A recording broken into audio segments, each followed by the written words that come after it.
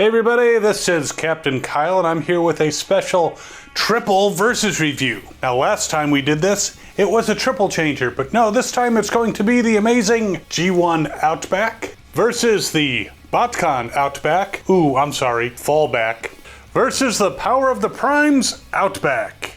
3 shall enter, but only 1 shall win, and you decide. Be right back. So let's start this show with the G1 Outback, part of the 3rd series of Transformers and the 3rd group of mini-bots. The G1 toy is very similar to the G1 Brawn, however it is the only mini-bot to come with its own little gun. Yes, this is a mortar cannon, and it does attach to the top in vehicle mode. However, I always took it and kind of wedged it into his arm in robot mode so he actually could carry around a big ass gun. Now I will admit that this is actually not the G1 original. This is one that I got from Walmart more recently as a reissue, but still it's exactly the same mold, just a little nicer of paint detailing. As far as posability, it is very limited. He can do maybe a front kick, and that's it. Can't even really punch. Okay, maybe a crescent. He can definitely not do a Jean-Claude Van Damme. Still, it's a classic toy, classic look, and he stands well enough. And while he does come with his mortar cannon, he does not come with the handy Decepticon detector. That was only part of the 5 Faces of Darkness series. Outback was voiced by Dan GIlvezan, though I think also Gregg Berger voiced him in some episodes when Dan wasn't around.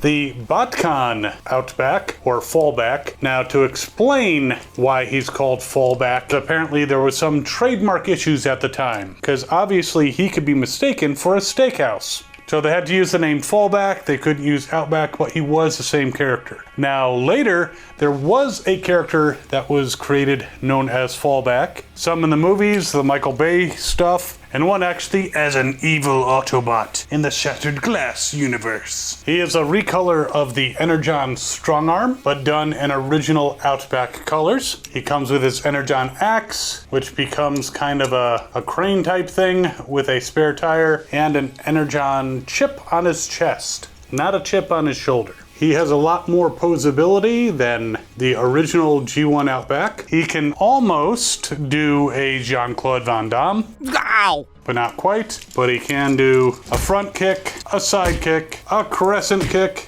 Can't do a back kick, but he can punch. He has a lot of articulation at the shoulder, though his arm kind of moves in a weird way because that's part of his transformation. Bends at the elbow. His head turns. So definitely an upgrade with articulation from the original, and approved by cats everywhere, or at least the ones on the staple.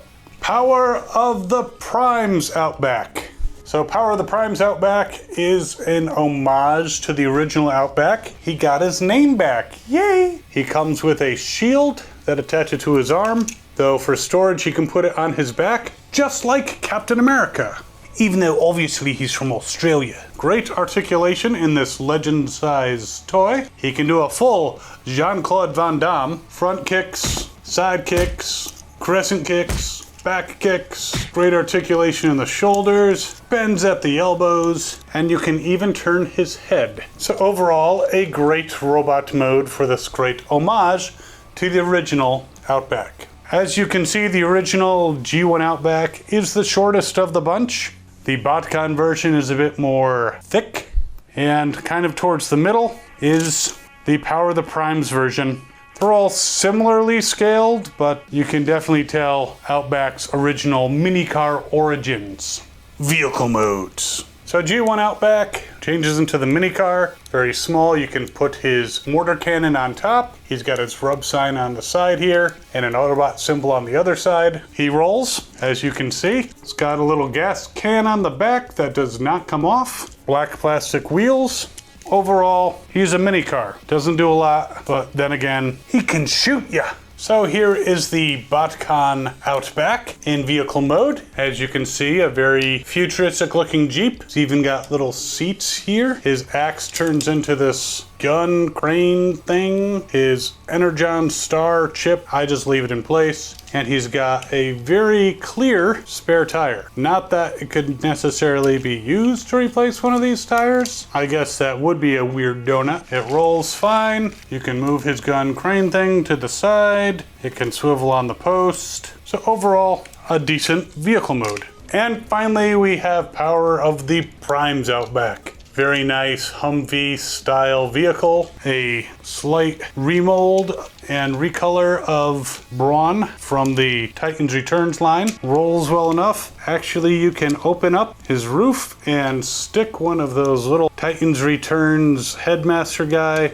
And you don't need to take him out to transform him, and he won't get squished. So overall, a cool Humvee style vehicle. If you do lose the shield spare tire on the back here, what's nice about it is it still looks like a cool vehicle even without that cover, but it does look a little bit better with that big spare tire and the cover. Again, the Energon version looks larger than the other two, but they're all pretty cool vehicle modes. The original G1, of course, being the smallest, but all great Autobots to bear the name Outback or Fallback. The interesting thing with these two is you can actually move the mortar cannon on top of the Power of the Primes version, and so he can use that to fight enemies.